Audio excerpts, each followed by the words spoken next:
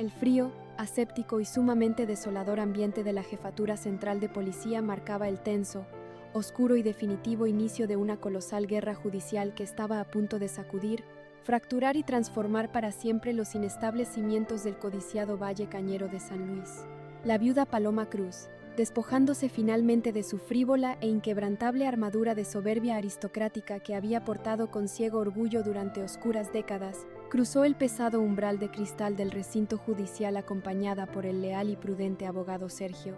En su pálido, adolorido y profundamente arrepentido rostro, ya no quedaba ni el efímero rastro de aquella mujer altiva y consumida por los enfermizos celos que había llegado a la celebración nupcial de su hija. Ahora, impulsada por un fiero, salvaje e indomable instinto de redención maternal, Paloma se sentó frente al severo comisario para rendir su declaración oficial. Con una voz que temblaba por el miedo visceral pero que rebosaba de una innegable, pura y aplastante verdad irrefutable, la viuda confesó de manera exhaustiva, detallada y legalmente vinculante todas y cada una de las asquerosas, retorcidas y sádicas manipulaciones psicológicas a las que había sido sometida por el todopoderoso magnate Gustavo Rodríguez. Relató entre amargas y pesadas lágrimas cómo el monstruoso patriarca se había aprovechado cobardemente de su inestabilidad emocional y su debilidad sentimental para convencerla, presionarla y obligarla a facilitar la letal, indetectable y silenciosa incursión del sanguinario asesino El Trenza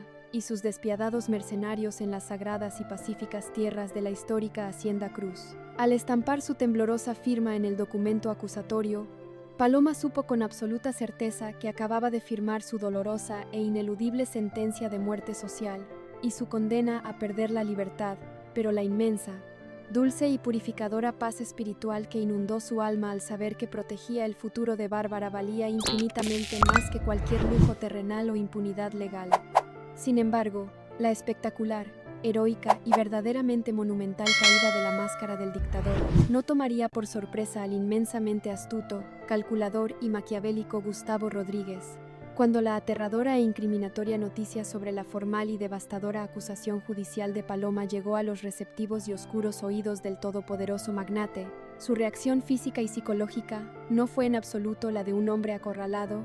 vencido o dispuesto a rendirse ante el implacable peso de la ley. Por el contrario, el monstruoso patriarca, quien acababa de sufrir el durísimo e inmenso golpe financiero de ver el embargo del Banco Lombardo totalmente anulado y de enfrentar la humillante y dolorosa demanda de divorcio interpuesta por su propia esposa Georgina, se transformó instantáneamente en una letal, fría y venenosa víbora dispuesta a inyectar su veneno más destructivo. Desplegando en cuestión de escasos y agónicos minutos a su inmenso, costoso y corrupto ejército de implacables abogados, Gustavo orquestó una contraofensiva legal tan sucia, perversa y monstruosa que helaría la sangre de cualquier ser humano con conciencia.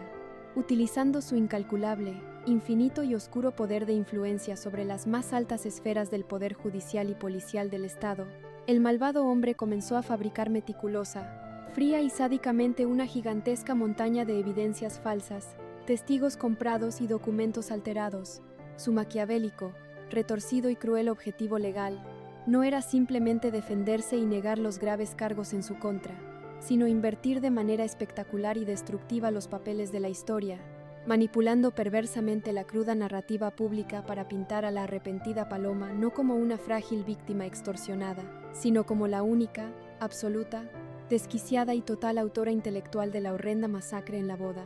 Los comprados voceros de Gustavo filtrarían a la hambrienta prensa regional la venenosa, falsa y humillante mentira de que la viuda Cruz, consumida hasta la médula por su enfermiza y asquerosa obsesión romántica por Renato Tirado, había actuado completamente sola en un arranque de locura pasional y celos ciegos para asesinar sin piedad a su propia sangre. El asfixiante, aplastante, colosal y verdaderamente devastador peso de esta sucia, corrupta y millonaria maquinaria de difamación corporativa y manipulación judicial caería como una destructiva e imparable avalancha de plomo sobre la vulnerable, frágil y desprotegida figura de la viuda. Apenas unas pocas, tensas y agónicas horas después de haber realizado su valiente, heroica y redentora confesión en busca de justicia, el corrupto e influenciado juez de turno, cediendo cobardemente ante las oscuras, pesadas e imperdonables presiones del Imperio Rodríguez, emitiría de manera fulminante, Implacable y dolorosa, una severa orden de aprehensión inmediata en contra de Paloma Cruz por los graves cargos de intento de homicidio calificado,